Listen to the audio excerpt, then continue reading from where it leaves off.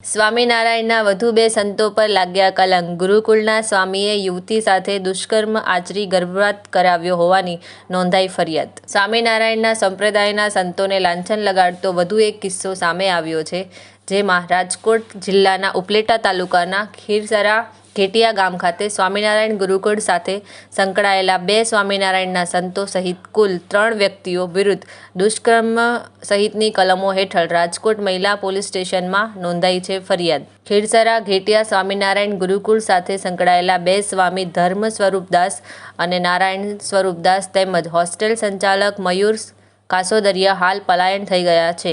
આ બંને સ્વામિનારાયણ સંપ્રદાયના સ્વામી અને સંચાલક પર રાજકોટની યુવતી દ્વારા ફરિયાદ નોંધાતા દુષ્કર્મ તેમજ ગર્ભપાત સહિતની કલમો લાગતા સમગ્ર તાલુકા તેમજ જિલ્લામાં આ વિષયની ચર્ચાએ જોર પકડ્યું છે. હાલ આ સ્વામિનારાયણ ગુરુકુળ સાથે સંકળાયેલા 3 વ્યક્તિઓ ફરાર છે, જેને પકડવા પોલીસે ચક્રો ગતિમાન કર્યા છે. મારું નામ છે જય શુક્લાલા અંબાભાઈ માણાવદરિયા. અહીં તમારો હોદ્દો શું? અહીંયા અમે વ્યવસ્થાપક કમિટીમાં હું છું. 8 અને 10 અમારું જે માધ્યમિક સંસ્થા હાલે છે અને એની અંદર વ્યવસ્થાપક કમિટીના હોદ્દા તરીકે હું છું. જયસુભાઈ, જે રીતે રાજકોટની એક મહિલાએ અહીંના જે બે સંત છે તેમના વિરુદ્ધ દુષ્કર્મની ફરિયાદ નોંધાવી છે, આ બારામાં સમગ્ર ઘટનાક્રમ શું? આ બાબતમાં અમે જો કે કાંઈ જાણતા જ નથી. અમને મીડિયા મારફત ટીવીના અમે જોતા હતા માધ્યમથી અમને એવું જાણવા મળ્યું કે આ ખીરસરા ઘેટિયાની અંદર આ વસ્તુ એક ટીવીના ચેનલમાં આવતી હતી. ધર્મ સ્વરૂપદાસ સ્વામી દ્વારા છે તે મહિલાને અહીં આ જે ગુરુકુળમાં છે તે ઉતારો પણ દેવામાં આવતો હતો, તેમની સાથે લગ્ન પણ કરી લીધા હોય તેવી પણ માહિતી આપવામાં આવી છે, અને આ બાબતની આપને ખબર નથી, શું કહેશો?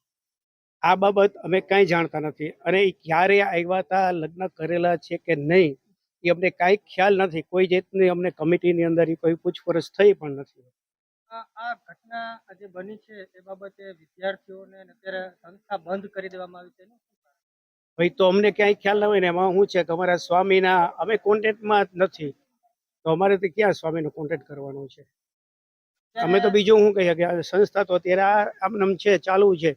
મને વિશાલે ગેલાભાઈ ઉર્ફે એને કીધું કે મંત્રી સાહેબ આવો ને, અહીંયા આપણે મીડિયા વાળાની આવ્યા છે અને માણસો ગામના આવ્યા છે, તો એના અનુસંધાને હું અહીંયા આવ્યો છું. હવે એ તો અમને કાંઈ ખ્યાલ નથી સર. આ મહિલા દ્વારા એવું કહેવામાં, ફરિયાદમાં એવું પણ જણાવવામાં આવેલ છે કે તેમના ઉપર 3 વર્ષથી બળાત્કાર કરવામાં આવેલો હતો. તો આ બાબતે આપ કોઈ બાબતની જાણ છે? ના, અમને કોઈ પણ જાતની આ બાબતની જાણ નથી. કોઈ પણ જાતની આ વિગતે અમારે ચર્ચા પણ થયેલી નથી ક્યારે. તમને જાણ થઈ પછી તમે કેવું લાગે છે આવું? આ ખરેખર તો હોવું ન જોઈએ. જો ખરેખર જો સ્વામી દોષિત હોય તો એની સજા થવી જોઈએ, અને જો નિર્દોષ હોય તો કોર્ટ ન્યાય કરશે જ. અમે તો બીજું શું કહી શકીએ? જો એમ નહીં, ટ્રસ્ટ તો બીજું હું, હજી અમારી મિટિંગ નથી થઈ. અમારે જે મિટિંગ બોલાવવાની છે, અમે વ્યવસ્થાપક કમિટીમાં ઘણા વ્યક્તિ હોય ને, એ બધા ભેગા થાય અને નિર્ણય જે કરે એ શિરોમાન્ય રહે ને. અને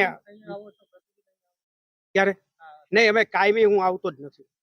હું એવું લાગે કે 4-5 મહિને એકાદી ફરે કઈ કામ હોય તો હું અંદર આવું છું. બાકી અમે કઈ આમાં સંસ્થાની અંદર કઈ અમે વહીવટ બાબત કે કોઈ કઈ માથું મારતા જ નથી.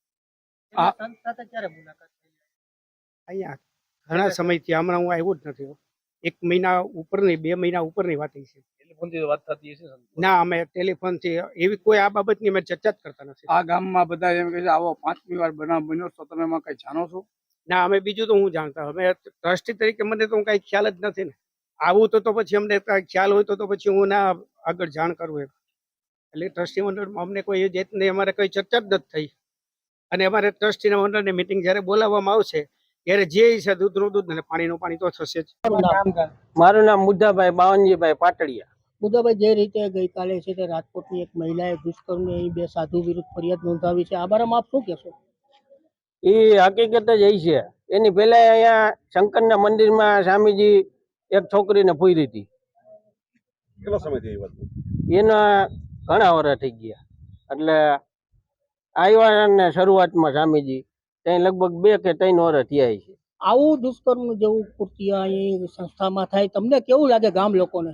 ગામ લોકોને આ સ્વામી અહીં રહેવા જ ના જોઈએ. તમારા ધ્યાનમાં આવી કેટલાની ઘટના હશે? આ 3જી ઘટના છે. આ 3જી ઘટના છે તો અત્યાર સુધી ભાઈ સ્વામીજી ગમે લાગવગ કરીને બોધું કરી નાખ્યું. છોકરી મંદિરની અંદર હતી શંકરની. ખબર કેમ પડી કે છોકરી ત્યાં અમારા છોકરા હરિજનના કેટલાય ભૂગી ગયા હતા ત્યાં. તમારી માંગ શું છે? આ અહીંયા રહેવો જ ના જોઈએ.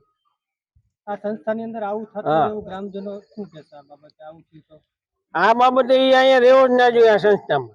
રિપોર્ટર સરફરાઝ કોડી, ઉપલેટા, તન્ના સમાચાર.